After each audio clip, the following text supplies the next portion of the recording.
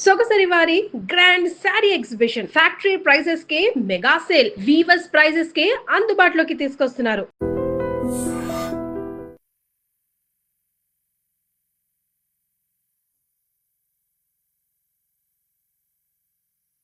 Complete చేసాం.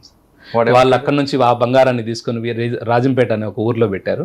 ఆ బంగారాన్ని రికవరీ చేసి అదంతా చేయడానికి ఒక 12 రోజులు పట్టింది. తర్వాత అండి తొట్టంబేడు తర్వాత తొట్టంబేడులోనే ఇంకొక కేసు ఉంటుంది సార్. ఎందుకంటే మన తిరుపతి టౌన్లో ఉన్నటువంటి ఒక ప్రాంతానికి సంబంధించినటువంటి ఒక లేడీ ఉంటుంది. భర్తతోటి కొద్దిగా దూరంగా ఉంటుంది. పెళ్ళైన తర్వాత ఏదో వైవాహిక జీవితంలో వచ్చినటువంటి ఇబ్బందులతోటి ఆ క్రమంలో కొద్దిగా ఆమె అక్కడక్కడ బయట వెళ్ళడం ఇలాంటి చెడు పనులు చేస్తూ ఉంటుంది. ఆ క్రమంలో ఏపీఎస్పీ వెంకటగిరి బెటాలియన్లో పనిచేస్తూ అక్కడ రిమూవ్ ఫ్రమ్ సర్వీస్ అయినటువంటి ఒక ఏపీఎస్పీ కానిస్టేబుల్ ఒక అతను వీళ్ళకి పరిచయం అవ్వడం. ఈమెకి ఆమె దగ్గర ఉన్నటువంటి బంగారము దాన్ని తీసుకొని క్యాష్ చేసుకోవాలన్న ఉద్దేశంతో ఆమెను చంపడం. అదే మళ్ళీ తెలుగంగ కెనాల్లో వేయడం. 2013 మే నెలలో అతను వాటర్ ఉన్నదని శవం విసురుతాడు. వాటర్ లేక ఆ శవం అక్కడే ఉండిపోవడం. తెల్లారి చూసుకోలేదు సార్. అది మళ్ళీ మార్నింగ్ కాసరం అనే గ్రామానికి సంబంధించినటువంటి సర్పంచ్ కాల్ చేయడం, మేము వెళ్ళడం, దాన్ని బయటికి తీయడం, ఫోటోగ్రఫీ అంతా నీట్గా చేయించి బాగా పబ్లిసిటీ ఇవ్వడం, ఆమెను కనుక్కొనడం, వాళ్ళ పేరెంట్స్ వాళ్ళందరూ కనుక్కోవడం, వాళ్ళు వచ్చిన తర్వాత కంప్లైంట్ తీసుకొని ఈమె మొబైల్కి సంబంధించినటువంటి డాటాను కానీ ఎందుకు ఈమె ఎవరు చంపి ఉండొచ్చు అనేది ఇదంతా బ్యాక్ ఎండ్లో అంతా వెరిఫై చేస్తే ఒక 5 మంది ముద్దాయిలు ట్రేస్ అయ్యారు సార్. వాళ్ళల్లో ఒక్కొక్కరిది ఒక్కో రకమైనటువంటి స్టోరీ. చివరికి 5 మందికి జీవిత ఖైదు పడింది సార్. దాంట్లో ఇది సూపర్ అండి. అంటే 5 కలిపి చేశారా? 5 కలిపి చేశారు సార్. అంటే ఈ బండి ఏపీఎస్పీ కానిస్టేబుల్, సస్పెండింగ్ కానిస్టేబుల్ కాకుండా మరొకరు ఉన్నారు. వివరాలలోకి వెళ్తే సార్, ఈ ఏపీఎస్పీ కానిస్టేబుల్ ఎవరైతే ఉన్నారో తను ఒకరోజు ఒక లాడ్జిలో ఒక వేశ్యతో కలుస్తాడు సార్. ఆమెకి చెప్తాడు, నీకు లైఫ్ ఇస్తానని చెప్పి తీసుకొని పోయి సపరేట్గా ఒక రూమ్లో పెట్టుకొని ఒక సంసారం రన్ చేస్తూ ఉంటాడు. అదే కాకుండా అతను చేసినటువంటి కొన్ని చెడు పనులతోటి అతన్ని రిమూవ్ చేసేశారు బెటాలియన్లో. అతను ఏం చేశాడు, హోంగార్డ్స్ ఇప్పిస్తానని, హోంగార్డ్ ఉద్యోగాలు ఇప్పిస్తాను, నాకు పోలీస్ శాఖలో పలుకుబడి ఉందని, చాలామంది ఆఫీసుల దగ్గర నాకు పలుకుబడి ఉందని చాలామంది అతనికి తెలిసిన ఫ్రెండ్స్, క్లాస్మేట్స్ దగ్గరనే చాలామంది దగ్గర లక్షల డబ్బులు వసూలు చేసి ఉంటాడు. ఈ క్రమంలో ఏం చేస్తాడంటే ఆ భార్య ఎవరైతే అతను చేసుకున్న వేశ్య ఉన్నదో ఈ ఉన్న డబ్బులంతా కరిగిపోవడం, చివరికి మళ్ళీ ఆమెతో ప్రాస్టిట్యూషన్ స్టార్ట్ చేస్తాడు. ఈ క్రమంలో విక్టిమ్ ఎవరైతే ఉన్నారో ఆ లేడీకి సంబంధించినటువంటి కాంటాక్ట్ నుండి ఎవరన్నా వస్తే ఈమె కూడా వెళ్తుంది అని చెప్పి ఆమెను పంపి ఆ వచ్చే డబ్బులు తీసుకోవడం. అంటే ఒక 2000 అమౌంట్ వచ్చింది అనుకోండి, విక్టిమ్కి ఒక 1000 1500 ఇవ్వడం, వీడు 1500 పెట్టుకోవడం, ఈ విధంగా చేస్తూ ఉన్నాడు. ఈ క్రమంలో ఎక్కడో ఇద్దరి మధ్య కొద్ది డిస్ప్యూట్ వచ్చి ఆమె ఏదో రూడ్గా ప్రవర్తించిందని దాన్ని మనసులో పెట్టుకొని వీడు ఒకరోజు ఆమె బర్త్డేకి గంగమ్మ గుడి ఉంది సార్ మనకి ఇక్కడ, తాతయ్య గుంట గంగమ్మ గుడి. ఆమె స్కూటర్లో పోతూ ఉంటే వీడు వీంతో పాటు ఉన్న ఆ లేడీ ఎవరైతే ఉందో ఆ లేడీ ఇద్దరు చూసి, ఇంత గోల్డ్ ఉందా ఈమె దగ్గర, మనం చాలా కష్టాల్లో ఉన్నాము, ఈమెకి ఎవరూ లేరు, ఆల్రెడీ భర్తతో కూడా దూరంగా ఒంటరిగా ఉంటుంది అని ఒక ప్లాన్ వేసి ఈ హోంగార్డ్ ఉద్యోగాలు ఇప్పిస్తానన్న ఫ్రెండ్స్ ఎవరైతే ప్రెజర్ చేస్తున్నారో డబ్బుల కోసం వాళ్ళందరినీ డబ్బులు సెటిల్ చేస్తాను రమ్మని పిలిపించి, ఆ లేడీకి వేరే దగ్గర నుంచి చెన్నై నుంచి ఒక పర్సన్ వస్తున్నాడు, అతన్ని మీట్ అయితే మనకి ఎక్కువ అమౌంట్ వస్తుందని, ఆమె నాది ఈరోజు బర్త్డే, నేను యాడికి పోనన్నా కూడా బలవంతం పెట్టి అర్ధగంట సేపే టైం అది ఇది అని చెప్పి తీసుకొని వచ్చి ఒక దగ్గర పెట్టి ఫ్రెండ్స్ అందరినీ పిలిచి, మీరు ఈ పని చేయకపోతే మీ డబ్బులు రావు, మీరు చేయకపోయినా నేను చేసి మీ పేరు చెప్తాను అని వాళ్ళని కన్విన్స్ చేసి అందరూ కలిసి ఆమెను చంపి. ఎంతమంది అంటే వాళ్ళు? 5 సార్. 3 వాళ్ళు, వీళ్ళిద్దరు 5. Male and female. Male and female ముగ్గురు. ఎవరు ప్రెజర్ ఇస్తున్నారు? వాళ్ళు ప్రెజర్ ఇస్తూ డబ్బులు ఇమ్మని చెప్పి అడుగుతున్నారు. వాళ్ళంతా స్నేహితులే. దాంట్లో ఒక డిగ్రీ చదువుతున్న పిల్లోడు కూడా ఒకడు ఉంటాడు. అయ్యో. వాడి ఇంటి ఎదురుగా ఉంటాడు. వీడు రిమూవ్ అయినా కూడా యూనిఫామ్ వేసుకొని తిరుగుతూ ఉంటాడు. వాడు క్రేజీగా పోలీస్ కదా ఏదన్నా మనకు ఉపయోగపడతాడని తిరుగుతూ ఉంటాడు. వాని హెల్ప్ కూడా తీసుకొని ఆమెను చంపేసిన తర్వాత అక్కడి నుంచి ఆ హోంగార్డ్ ఉద్యోగానికి డబ్బులు కట్టిన వ్యక్తి కారులోనే తీసుకొని ఆమె వచ్చిన స్కూటర్లో ఇతను ముందు పోతూ యూనిఫామ్లో తిరుపతి నుంచి బయలుదేరి రేణుగుంట దాటి, ఏర్పేడు దాటి, శ్రీకాళహస్తి దాటి టువర్డ్స్ వెంకటగిరి వైపు, అంటే అతను ఆ ప్రాంతం అన్నట్టు. దాంట్లో ఉన్న ఐపీఎస్పీ కానిస్టేబుల్ది బాలాయపల్లి మండలం అతను. అతను వాటర్ పోతున్నాయి అనుకున్నాడు, ఈ మధ్యకాలంలో పోయినట్లేడు ఆ కెనాల్ వైపు. సో పైనుంచి ఇసురుతారు మూట, అంతా ప్రిపేర్ చేసి చేస్తారు. ఉదయం 10 గంటలకు ఆమె తింపులు వేటప్పుడు చూస్తారు, ఒక పథకం ప్రకారం రాత్రికి చంపుతారు. చంపిన తర్వాత దాన్ని అక్కడ పడేస్తారు. అది వాటర్ లేకపోవడంతో అక్కడే ఉంది. మార్నింగ్ గ్రామస్తులు బ్లడ్ స్టెయిన్స్ ఇదంతా మూటకు ఉండడంతో డౌట్ పడి ఫోన్ చేయడం, మేము పోవడము. ఇంకా మనం కొద్దిగా బాడీ ఐడెంటిఫై చేయాలి. ఫస్ట్ ఐడెంటిఫై చేస్తే సగం కేసు మనకి డిటెక్ట్ అయిపోతుంది సార్. సో దానికోసం అంతా బాగా క్లీన్ చేయించి ఫోటో ఇస్తే న్యూస్ పేపర్లో చూసి ఒక కాల్ వస్తుంది. మేము అందాక దాన్ని ఫ్రీజర్లో పెట్టాము. అంటే అన్నౌన్ డెడ్ బాడీ ఏదైనా వస్తే ఓ 2-3 డేస్ మనం ప్రిజర్వ్ చేస్తాం సార్. ఎందుకంటే వాళ్ళకి సంబంధించిన ఎవరైనా ఐడెంటిఫై చేస్తారేమో అన్న ఉద్దేశం. వాళ్ళు రావడం, వాళ్ళకి చూపించిన తర్వాత వాళ్ళు ఐడెంటిఫై చేయడం, తర్వాత ఇంక ఫర్దర్ ఇన్వెస్టిగేషన్లో మొత్తం ఇదంతా. ఇక్కడ మీకు లీడ్ ఎక్కడ వచ్చిందండి? మనకు ఫోన్ డాటా సార్.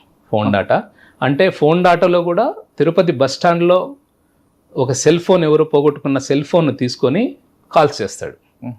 కానీ సెల్ ఫోన్ అది కూడా తప్పేనా? ఫోన్ తనదే, ఐఎంఈ సేమ్ వస్తుంది, సిమ్ కార్డు వేరే ఉంటుంది. ట్రై చేశాడు, అంత ఏదో క్లూ దొరుకుతుంది సార్. దొరకకుండా పోయే అవకాశమే లేదు. అందరూ కన్విక్షన్ వచ్చిందంటే 5గురికి జైలు జీవిత ఖైదు పడింది. సూపర్ అండి, ఇది సూపర్. తర్వాత అంటే అక్కడి నుంచి ఎక్కడికి వచ్చారు? నేను తొట్టంబేడులో, దాని తర్వాత శ్రీకాళహస్తి 2 టౌన్ పోయాను సార్. సార్ శ్రీకాళహస్తి 2 టౌన్కి వెళ్ళక ముందు నుండే మీరు మారథాన్ ఉన్నారు, తర్వాత వచ్చారా? లేదు సార్, నేను నా మారథాన్ జర్నీ 2021 నుంచి స్టార్ట్ అయింది. అచ్చా 2009 నుంచి 2021 వరకు సర్వీసులు ఉన్నారు. 21 నుంచి మారథాన్. 21. ఓకే, శ్రీకాళహస్తి 2 అక్కడే ఉందండి మీకు ఛాలెంజ్. అప్పుడు ఎవరు శ్రీకాళహస్తి ఇన్స్పెక్టర్ ఎవరు అప్పుడు? సార్ జగదీష్ నాయక్ గారని డిఎస్పీ ఉన్నారు సార్. సార్ ఇప్పుడు సార్ ఉండేవాళ్ళు.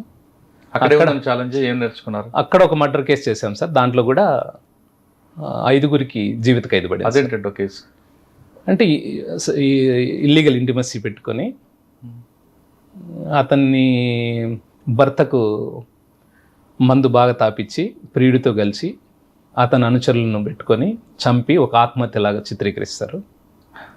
ఎలా అండి అది? సార్ శ్రీకాళహస్తిలో ఒక లాడ్జ్లో ఒక మేనేజర్గా పనిచేస్తున్నటువంటి ఒక వ్యక్తి అదే శ్రీకాళహస్తి టౌన్లో వేరే ఉన్నటువంటి వ్యాపారస్తుని భార్యతోటి అక్రమ సంబంధం ఉంటుంది. అతనికి ఉన్నటువంటి భర్తకున్నటువంటి తాగుడు అలవాటుని ఆసరాగా చేసుకొని భర్తను మనం ఎలిమినేట్ చేస్తే హ్యాపీగా ఉండొచ్చు అన్న ఒక కాన్సెప్ట్ తోటి. పిల్లలు 2 పిల్లలు సార్. 2 పిల్లలు ఉండగా ఇంకొక ఆయనతో ఉండడం వల్ల అతనికి పెళ్ళయింది, అతనికి పిల్లలు ఉన్నారు.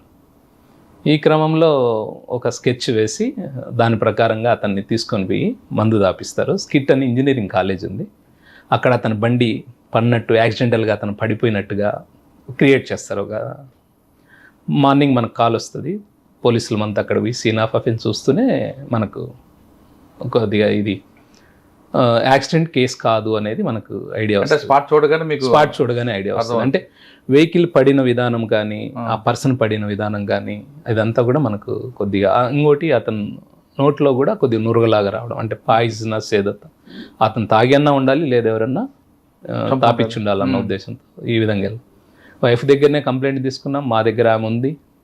ఫర్దర్ ఇన్వెస్టిగేషన్ అంతా వెళ్ళాం, అందరూ దొరికారు, పట్టుకున్నాం. అందరికి జీవిత ఖైదు పడింది. ఎక్కడ మీకు లీడ్ ఎక్కడ వచ్చిందండి? Call data.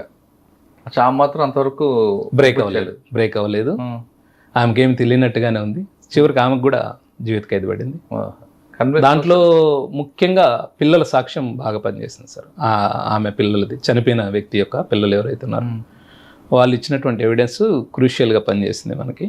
అంటే వాళ్ళు చెప్పడం, ఇతను ఇంటికి వస్తే వాళ్ళను పక్కన పడుకోబెట్టడం, వాళ్ళతో కలిసి ఉండడం, ఇలాంటి అన్ని విషయాలు కూడా పిల్లలు కోర్టులో చెప్పడంతో అది అలాగే మన ఇన్వెస్టిగేషన్ అంతా కూడా కలిసి. ఆ కేసులో తండ్రి చనిపోయాడు, తల్లి జైలుకి వెళ్ళిపోయింది, మన పిల్లల పరిస్థితి ఏంటండి?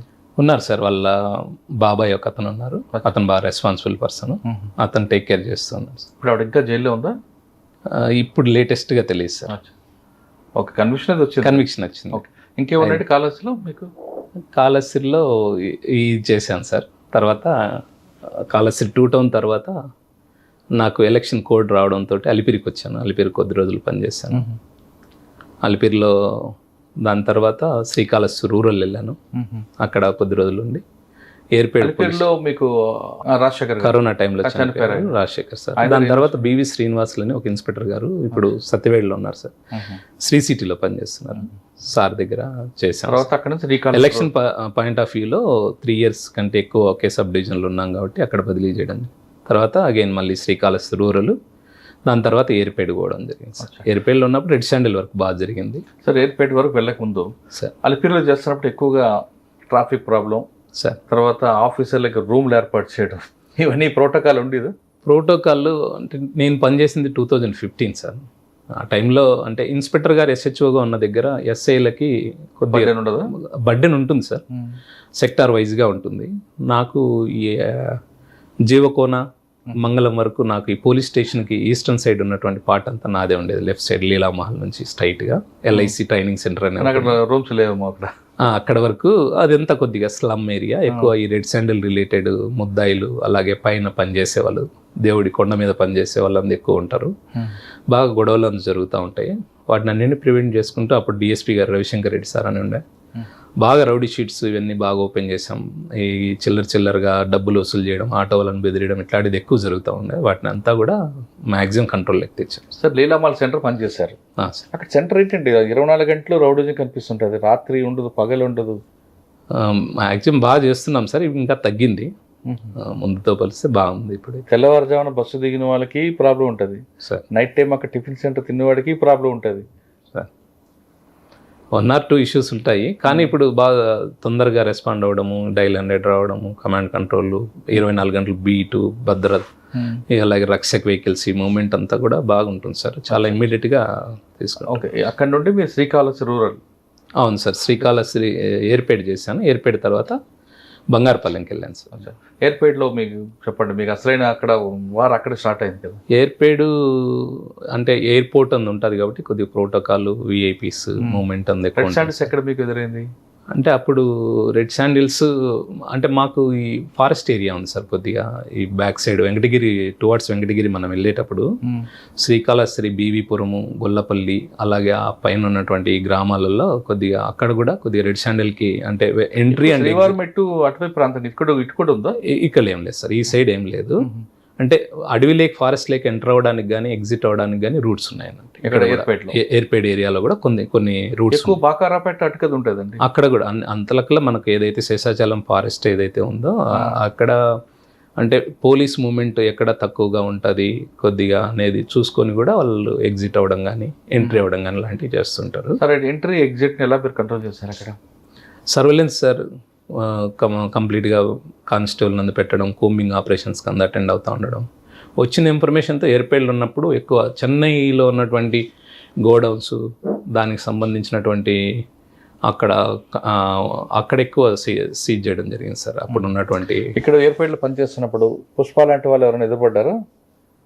ఉన్నారు సార్. అంటే కొన్ని కేసులలో అరెస్ట్ చేయడం కూడా జరిగింది. అంటే మా పరిధి కాకపోయినా కొన్ని సబ్ డివిజనల్ పరిధిలో ఉన్నటువంటి ఆఫీసర్లు అందరూ ఉమ్మడిగా ఇంతవరకు చూడండి. స్మగ్లింగ్ చెప్పండి, అక్కడ సినిమాలో చూడండి స్మగ్లింగ్ జరిగేది అక్కడ.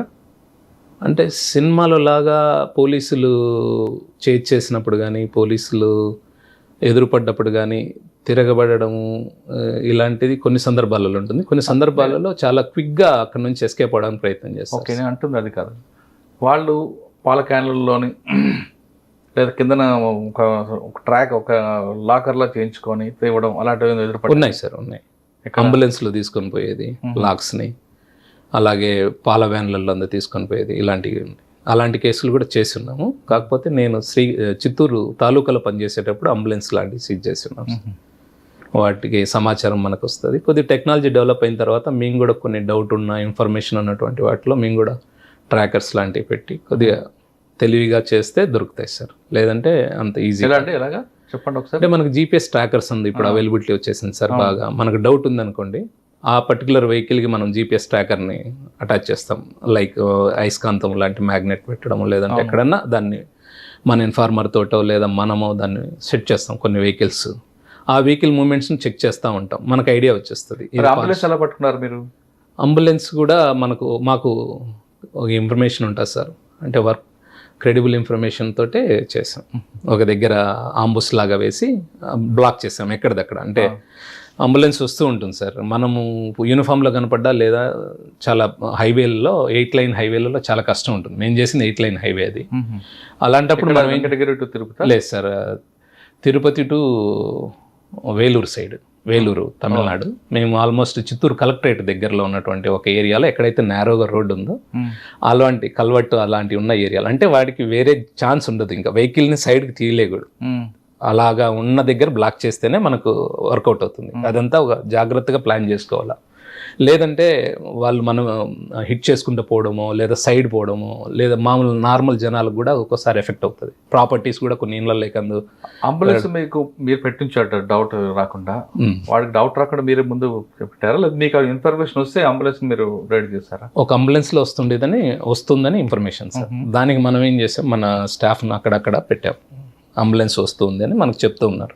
మేము ఎక్కడైతే బ్లాక్ చేయాలనుకుంటున్నామో ఆ పర్టికులర్ పాయింట్ వచ్చే వరకు వెయిట్ చేస్తాం. వచ్చే ముందు ఏం చేస్తామంటే ఆల్రెడీ మేము కొన్ని లారీలు అవన్నీ తెప్పించి పెట్టుకొని ఉంటాం.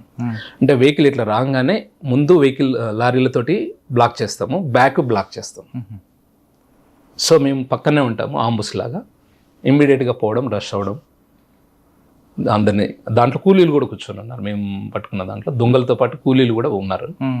కూలీలు దొరికారు. అంబులెన్స్ లో ఎవరున్నారని అడిగారా మీరు? అంత టైం ఉండదు సార్. వాళ్ళకు తెలుసు పోలీసులు ఇంటర్వ్యూన్ అయ్యారంటే ఇంకా కంపల్సరీ రెడ్ శాండిల్ తీసుకుపోతున్నామని తెలిసే వచ్చారనేది వాళ్ళకు ఐడియా ఉంటుంది. ఎన్ని దొరికాయండి దొంగలు? దాంట్లో అరౌండ్ ఒక 50 దాకా దొరికాయి సార్ లాక్స్. ఎక్కడి నుంచి తీసుకొస్తున్నారట వాళ్ళు? అవి మన పాకాల ఏరియా దగ్గర నుంచి మనకు ఇన్ఫర్మేషన్ వచ్చింది సార్. అక్కడ నుంచి మనం చేసాం. కల్లూరు ఆ ఏరియా. ఓకే. శ్రీకాళహస్తి 2 నుండి ఎక్కడికి వచ్చారు? రూరల్ నుండి ఏర్పేడ్కి వచ్చాను సార్. ఏర్పేడ్లో ఉన్నప్పుడు జయలక్ష్మి మేడం గారు ఎస్పీ గారు అందున్నారు, గోపినాథ్ జెట్టి సార్ ఎస్పీ గారు ఉన్నారు. ఆ టైంలో మామూలుగా థెఫ్ట్ కేసులు, ట్రాక్టర్ దొంగతనాలు అలాంటివన్నీ చేజ్ చేసుకుంటాం. కేసులు, law and order issues, airport duties అంతా చేసుకుంటాం. అక్కడ నుంచి నేను డైరెక్ట్గా బంగారుపాలెంకి వెళ్ళడం జరిగింది సార్.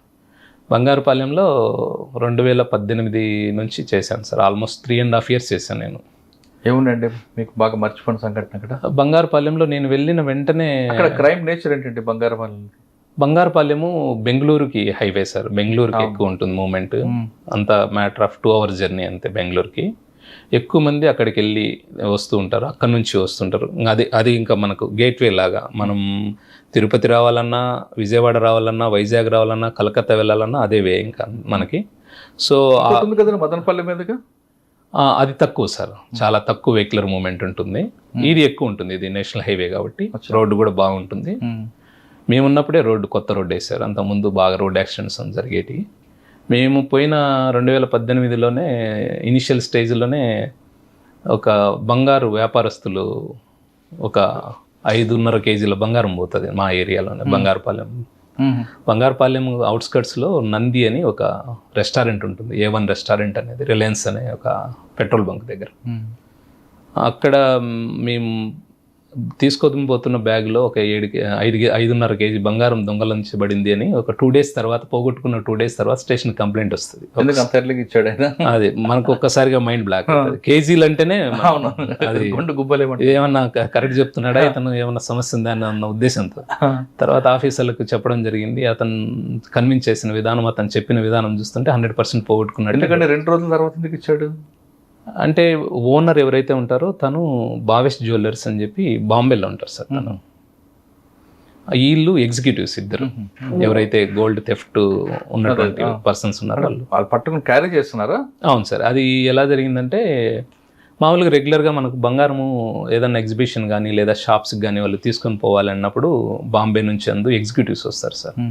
ఎగ్జిక్యూటివ్ కూడా ఓన్గా క్యారీ చేయడు సార్. వాస్తవంగా మనకి పార్సెల్ ట్రాన్స్పోర్ట్ సిస్టమ్స్ ఉన్నాయి ఇప్పుడు. అంతా కాస్ట్లీ గోల్డ్ కానీ, క్యాష్ కానీ, బంగారం కానీ అదంతా ఆర్ముడ్ ఎస్కార్ట్తోనే వాళ్ళు తీసుకెళ్తారు. వీళ్ళు కొచ్చిన్లో ఉన్నటువంటి ఒక గోల్డ్ ఎగ్జిబిషన్కి భావేష్ జ్యువెలర్స్ అని ముంబైకి సంబంధించిన వాళ్ళు అక్కడ నుంచి తీసుకొని వస్తారు. ఇద్దరు వాళ్ళ ఏజెంట్స్ని పంపుతారు. మేము ఆల్రెడీ గోల్డ్ పంపించాము ఎగ్జిబిషన్కి. అదంతా కూడా కొద్దిగా మామూలు మనం డైలీ లైఫ్లో వాడే గోల్డ్ కాకుండా కొద్దిగా డిఫరెంట్గా ఉన్నటువంటి గోల్డ్ సార్. అది మనకు అకేషనల్కి వాడే గోల్డ్. అది ఆ గోల్డ్ ఎగ్జిబిషన్కి వాళ్ళు పంపుతారు. ఏజెంట్స్ సింపుల్గా బాంబేలో బయలుదేరుతారు, కొచ్చిన్కి వచ్చేస్తారు. కొచ్చిన్కి వచ్చేసిన తర్వాత వాళ్ళకు ఒక కోడ్ ఉంటుంది. ఆ కోడ్ ఆ ఆఫీస్ దగ్గర ఇచ్చి చెప్తే వాళ్ళు ఆ పార్సల్ ఇస్తారు. ఆ పార్సల్ తీసుకొని వస్తారు, ఎగ్జిబిషన్ అంతా ఎగ్జిబిట్ చేస్తారు. అక్కడ నుంచి మళ్ళీ ఓనర్ కాల్ చేస్తారు.